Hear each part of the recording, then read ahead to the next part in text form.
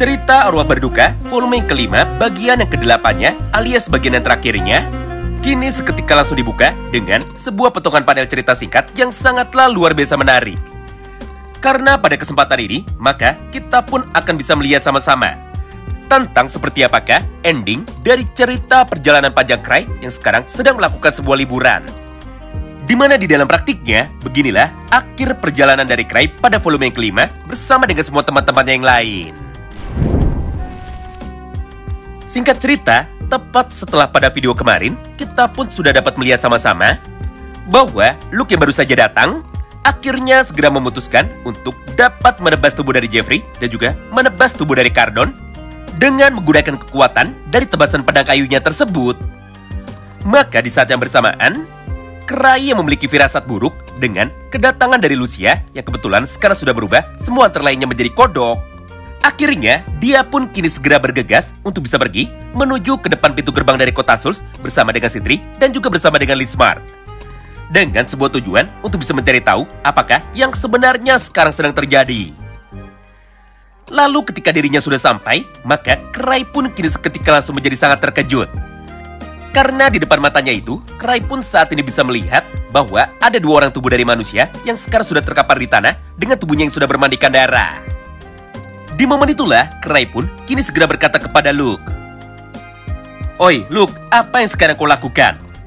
Kenapa dirimu malah membunuh dua orang warga sipil seperti mereka? Bukankah aku sudah pernah bilang kepadamu bahwa dirimu harus menggunakan cara persuasif? Atau dirimu harus melakukan komunikasi lebih dulu sebelum memutuskan untuk dapat membunuh orang lain? Serta, aku pun juga sudah melarangmu untuk dapat menggunakan pedang asli. Mengingat, aku sudah lama sekali menyita pedangmu dan juga aku sudah menggantinya dengan menggunakan sebuah pedang kayu."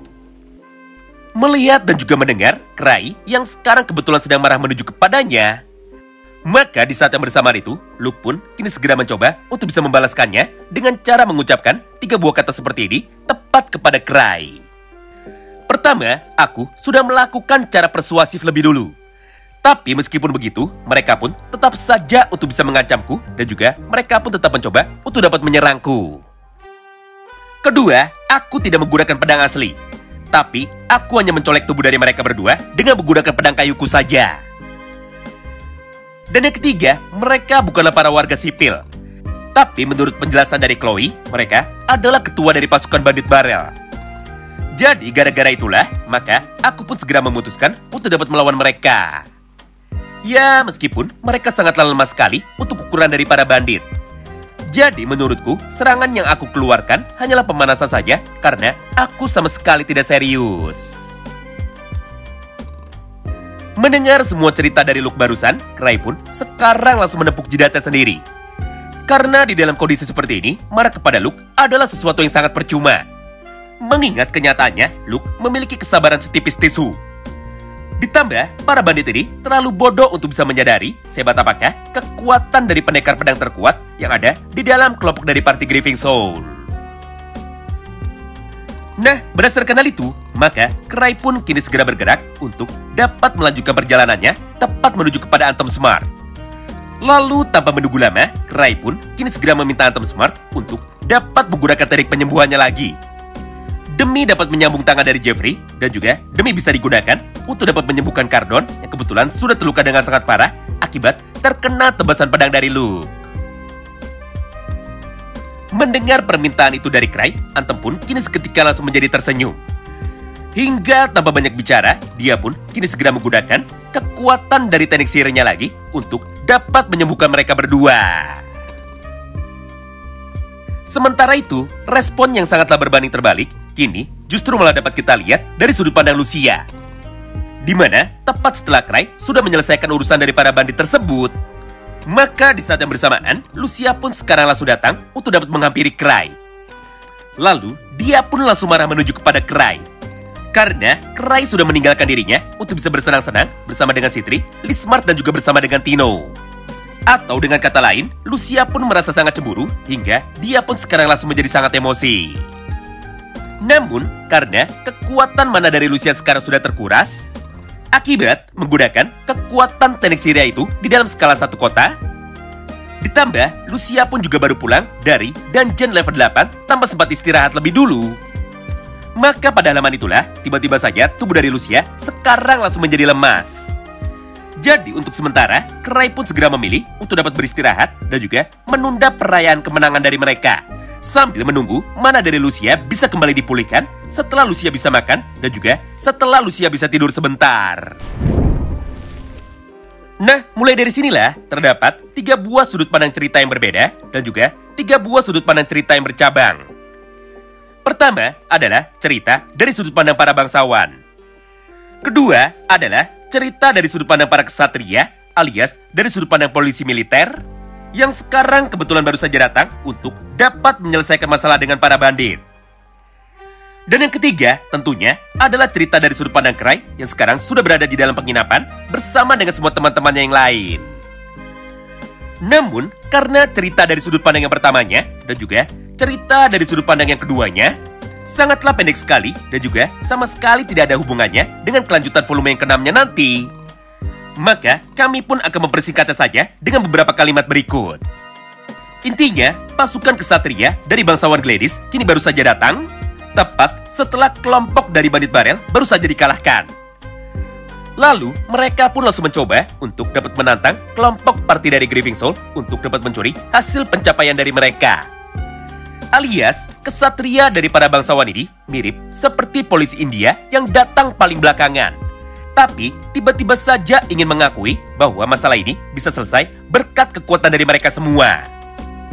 Namun, karena Cray sama sekali tidak peduli dengan misi dari para bangsawan yang sekarang telah diberikan menuju kepadanya, maka Cray pun tanpa pikir panjang kini langsung meninggalkan para kesatria itu sambil berkata seperti ini kepada mereka, bahwa urusan tentang politik seperti ini adalah urusan dari Citri.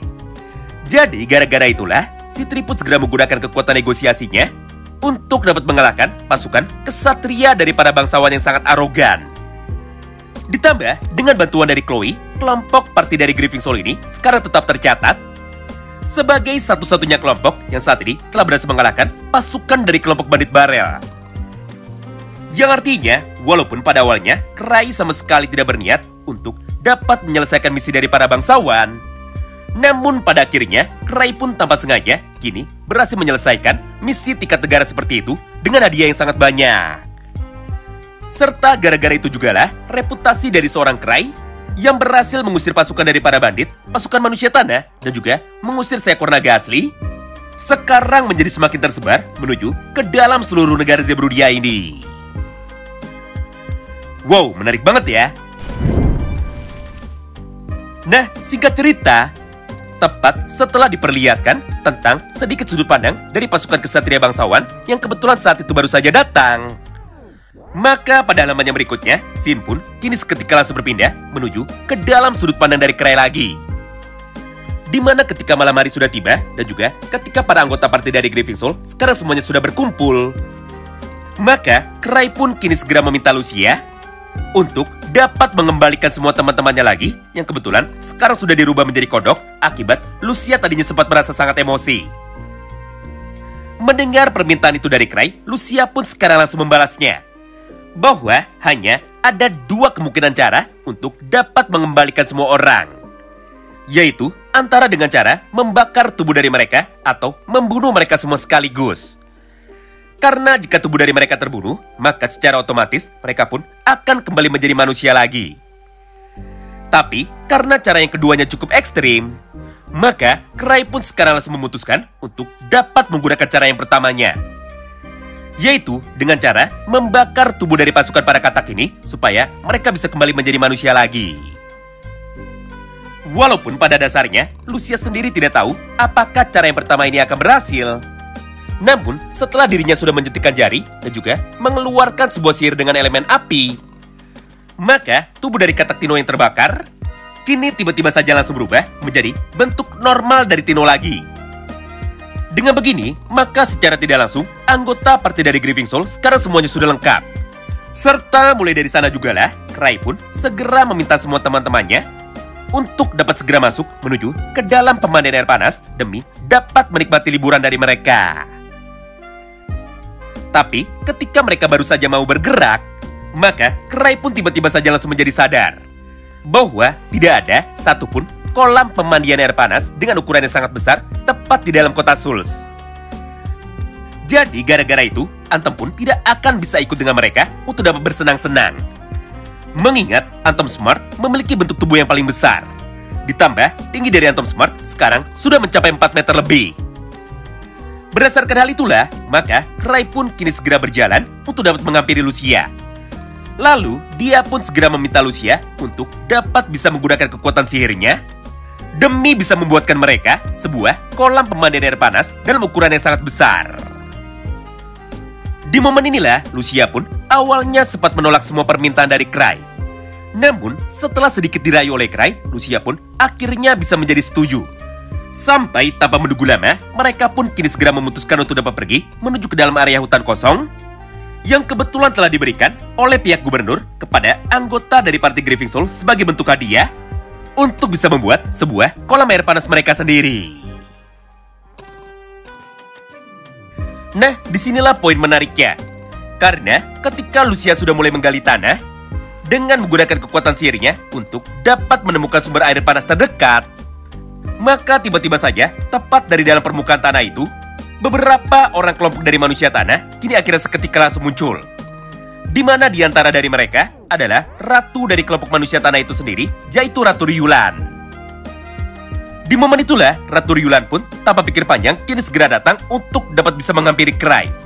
Serta sambil memeluk tubuh dari Cry, dia pun mulai berkata seperti ini tepat menuju kepadanya. Ryu, Ryu, Ryu.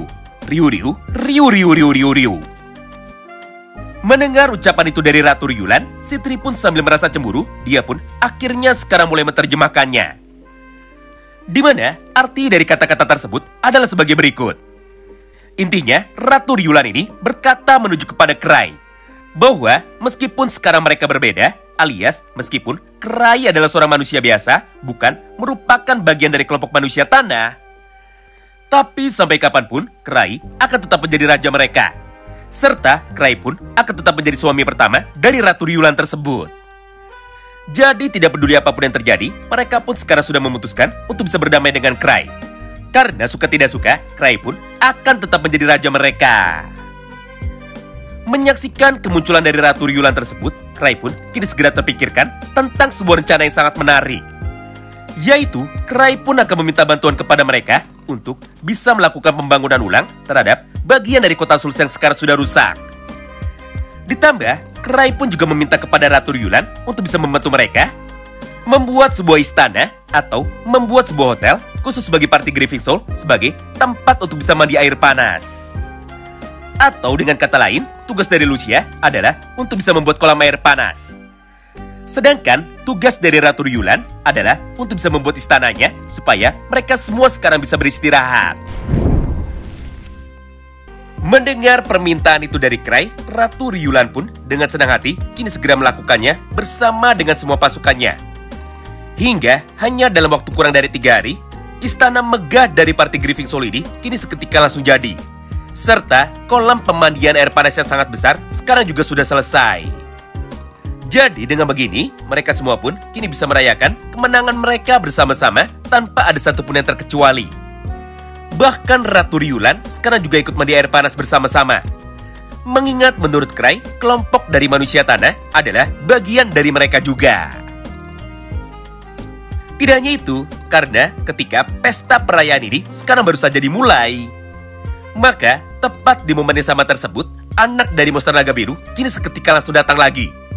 Dengan niat untuk bisa berkumpul dan juga untuk bisa bermain bersama dengan mereka lagi.